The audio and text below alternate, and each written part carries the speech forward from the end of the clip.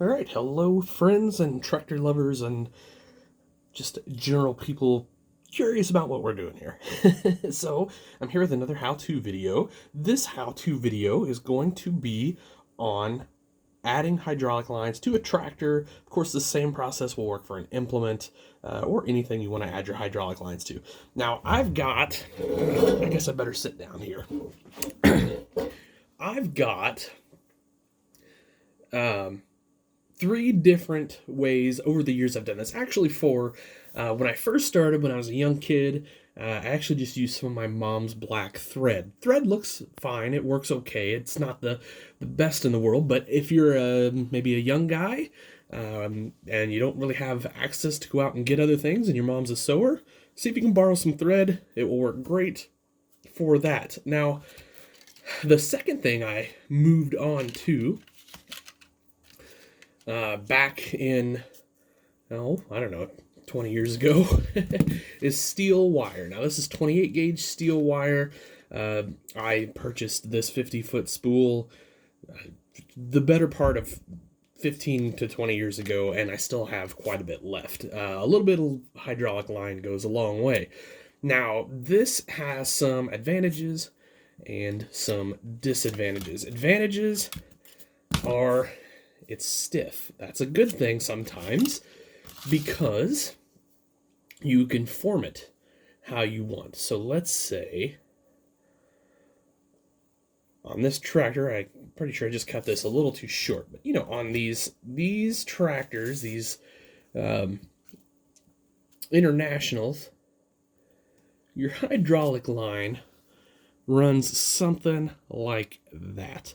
And so what's really nice about this nice steel line is you can just kind of snake it where you want. You can form it. Then once you've kind of got it where you want, you take a little bit of your glue, preferably BSI gold label that you got from us here at For the Love of Tractors. And because this won't haze, that's why I'm using the gold label, non-haze. So put just a drop, and I mean just a drop. It does not take very much glue at all to stick down hydraulic lines and attach that there. So, you're probably saying like, well, that looks pretty good actually. So why not just do that, leave that there? Well, I agree, it does look pretty good. Here is the downside to this steel. So, like I said, it's nice and rigid, but now on this tractor, it is going to articulate back and forth in that articulation joint. Here's the thing, this doesn't like to do that very well, plus being a bit stiff, let's see, there we can show it a little better, being a little bit stiff, what it's going to do is eventually it's going to work one of the ends away from your glue. It's going to pop it off in the long run. So that is, the downside to steel wire. Absolutely perfectly usable in a lot of situations. It's just inexpensive. You might as well, you can definitely go for it if that's your thing or if that's what you have access to. The thing I kind of moved on to more after the steel wire is the stretch magic stretch cord, whatever you want to call it. You can get this at pretty much any craft store that does, sells beads or jewelry or anything jewelry making materials, anything like that. So, we're talking Michael's, Hobby Lobby, Joann Fabrics, etc., etc. Just all sorts of places like that. Some Walmarts, I believe, still have a craft section. I might even be able to find that in that. For 1/64 scale, I use the 0.5 millimeter, which is the 19 thousandths size there. So now, what's the deal with the magic stretch cable? So, well, it stretches, it bends, it moves, it feels like hose actually, which is kind of cool. So this is really nice for stuff that we need to articulate or fold. It also is a little difficult to cut with your snippers. I just have flush cutters here. This hobby flush cutters, sprue cutters, whatever you want to call it. Now, what's the downside to this? Like I said, it's great that it does move so that when we want to articulate, I'll just kind of lay this up in here, it will flex and articulate, and it won't pull on our joint as much. So, but now you can see what maybe one of the downsides to that is. That is, it only likes to flex in kind of the direction that its sort of memory is. So it can be kind of a pain to work with when you're attaching it to something. Now, if you were attaching it to an implement or a cylinder or something like that, you would probably drill a pilot hole. This being 0.5 millimeter, you would drill yourself a nice little 0.5 millimeter pilot hole, stick it in that. That helps a lot. But on like a four-wheel drive like this, where these hoses were, the hydraulics were up here, the tank was up here, and the hoses came back and just sort of draped over the end. There would be two on this side and two on this side up against the fenders. You can see where that can cause a little bit of a problem. Now, one of the things I have done with these sometimes is, like, if I know I'm running 4 hoses, I will group 4 of them together. And right now, I mean, I just have 2, but I'll just show you real quick. Especially if I'm going to do like a 2 and 2 like this. So you can see we've got the ends. They just keep wanting to pull apart from each other because that's that stretch, that's that flex. I'll take an end. I'm just going to pull away from the camera for a second so I can see. We'll get this on here. Like I said, I don't want a big drop like that. Then what I would do, I'm not going to do it on this tractor because I'm going to use this other on this tractor. I would attach both ends up there to where I want the hydraulic lines to attach, like on this case under the cab.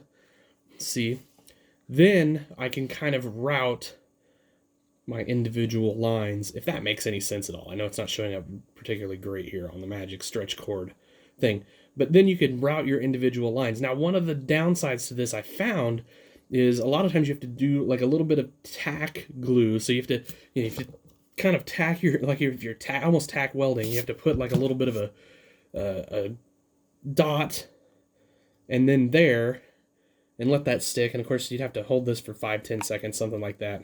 Oh, the other one pulled off on me. And then you could continue to route. That's the downside with this Magic stretch cord. So, is there something that's kind of the best of both worlds? And yeah, I guess it kind of is a little bit. And that is wire Kynar. So Kynar is, I think this is what's used in like telephone lines and things like that, or I don't know, something similar. So this is 30 gauge. Yeah, 30. I wanted to double check. Yeah, this is 30 gauge. I use 30 gauge and I also use 28 gauge for some things. But on 64 scale, I'm mostly going to be 30 gauge. So what's really nice about this is it's formable. So it's like the steel, but it's not super stiff, and it's flexible enough that you won't have to worry about pulling off of a spot where you glued or something like that. Now, what I've kind of been doing here with this Kynar, and you guys can kind of tell me if you got a better tip. I've been doing that. I'll fold it over, and then, because this is going to go up under the cab,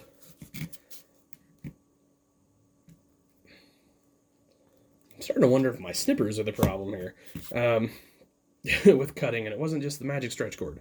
So now I don't have to combine 2 of these together. See, you can't do this with a stretch cord because it will just always want to pull apart. But with this, you can. And I can come up here. I can sort of tack that under the cab. But what I'm going to do first is I'm going to hold it. And I'm sorry my big fat hands are in the way.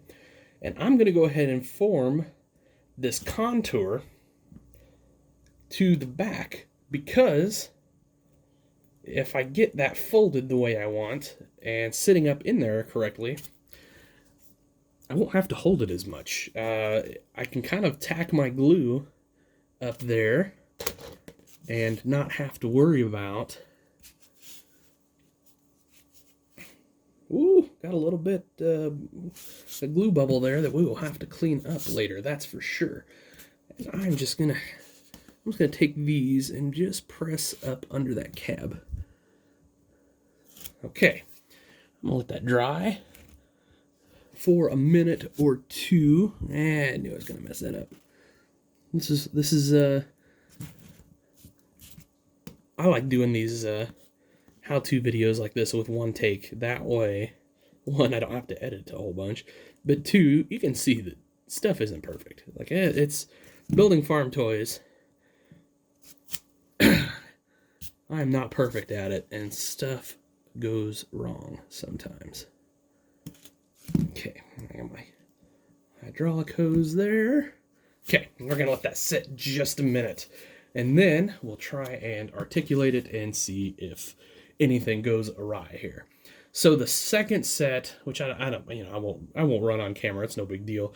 The second set also starts over here and it runs to the opposite side, just so you know. All right, let's give it a shot. May not be dry yet. Oh, there we go. Oh, it's not dry yet. Let's see. That's what I'm talking about. Live TV here. Let's try it one more time. I should have used some Instasets. What I should have done. But I think my Instaset is upstairs in my case, my show gear box there. All right, let's see if we can't get that to fit now. And then we'll run that. Perfect.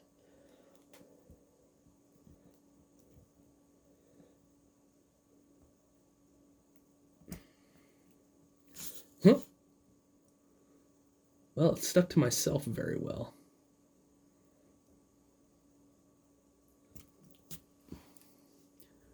All right, we'll let that sit just a minute.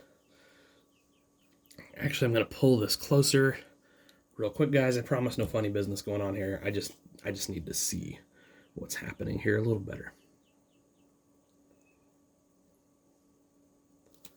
Okay, I like that. All right. I'll let that set up, and just kind of give you an idea here. Those are going to look pretty good. I mean, they just trail right down there. I think what I'll do is I'll trim this up, and then once everything's good and set up, give it a few minutes, and I will push that over just so it sits right up against that fender, which is really where I would like that to be. So, anyway, guys, looky there. Not pulling out from the tractor. That's good stuff right there. I like that. So that's it, guys. That's hydraulic hoses. It's not a big, ordeal. This stuff I had to get online. This Kynar I had to get online. It was recommended to me by a couple buddies of mine, Jay Rolchin and Taylor Foster. So I had to find that online. I'm sure you can find it at a hardware store or something like that, but not so much locally because we're a small town. So anyway, but like I said, if this is more obtainable for you, or if even the steel wire, which you can easily find at like your local farm and home store or something like that, is more your thing, go for it. But there's some options. Like I said, even if you have to, you can use thread. So there are some options, guys, on making hydraulic hoses for your farm toys. All right, guys, have yourselves an awesome day. I appreciate you watching. Hope you learned something. Like I said, I know I got a little fumbly there at the end, but it turned out great, didn't it?